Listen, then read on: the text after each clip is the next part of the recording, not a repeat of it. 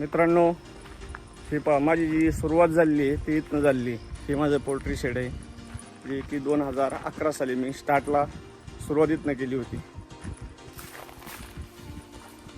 हा माझ्या आयुष्यातला टर्निंग पॉईंट आहे. म्हणजे माझा जॉब गेल्यानंतरची ही पहिली सुरुवात मी इथनं केली होती शेड घेतली. आणि गेली सांगायचं विशेष म्हणजे की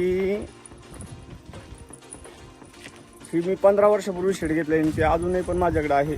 भाड्याने घेतलेलं शेड आहे. मला आतमध्ये दाखवतो खोलून. आता पहा,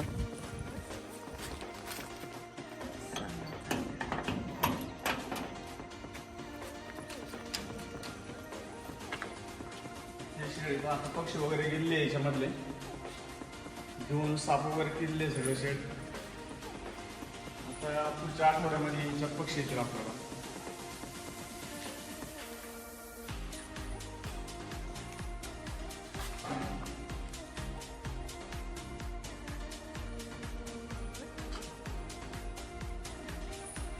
हे 5000 पक्ष्यांचं शेड आहे सर.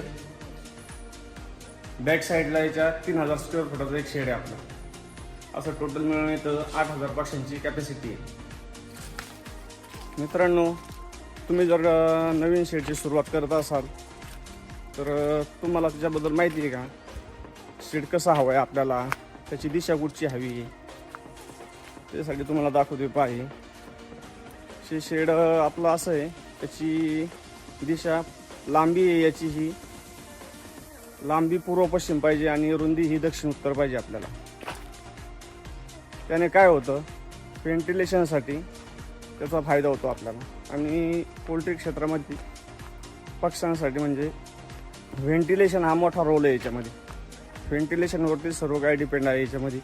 व्हेंटिलेशन जर क्लिअर असेल तुमचं तर रिझल्ट हा 100% भेटणार म्हणजे भेटणार तुम्हाला.